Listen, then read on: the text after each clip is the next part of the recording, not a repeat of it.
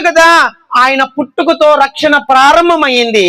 కానీ ఆయన శిలువ మరణము చేత ఆ యొక్క రక్షణ ఏమైందంటే సంపూర్ణముగా నెరవేర్చబడింది. దేవునికి స్తోత్రం, హల్లెలూయా. చూడండి ప్రియులరా, మరి కింద వచనాన్ని మనము చూసినట్లయితే అక్కడ రాయబడినటువంటి మాట 16వ వచనం చూడండి. మరణ శాసనం ఎక్కడ ఉండునో అక్కడ మరణ శాసనం రాసిన వాని మరణము ఆవశ్యకము. ఆ మరణ శాసనమును రాసిన వాడు మరణము పొందితేనే అది చెల్లును. అది వ్రాసిన వాడు జీవించుచుండగా అది ఎప్పుడైనను చెల్లునా? చెల్లిద్దండి? చెల్లిద్దండి? చెల్లదు. మరణ శాసనము రాసినటువంటి వాడు రావాల్సిందే. ఈ భూమి మీదకి మరణ శాసనం రాసినటువంటి వాడు రావాలి అని అంటే ఎలా రావాలి? ఎవరికి రాశాడు మరణ శాసనం? మనిషికి రాశాడు.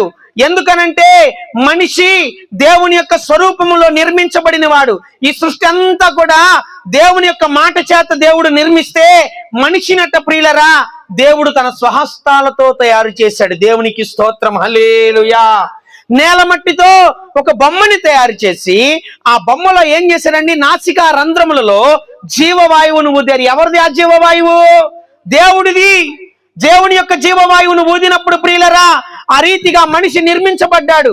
అందుకనే ఎప్పుడైతే ఆ మనిషి ఆజ్ఞని ఇవ్వడం జరిగిందో మనిషికి, ఆ ఆజ్ఞని మీరిపోయినప్పుడు ప్రియులరా ఏమైందంట? ఆజ్ఞాతిక్రమము పాపము, పాపము వలన వచ్చు జీతము మరణం.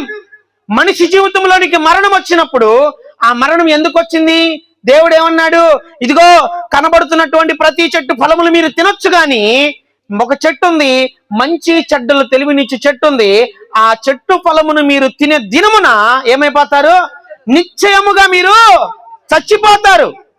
ఇప్పుడు మరి మరణ శాసనాన్ని రాసింది ఎవరు? దేవుడే.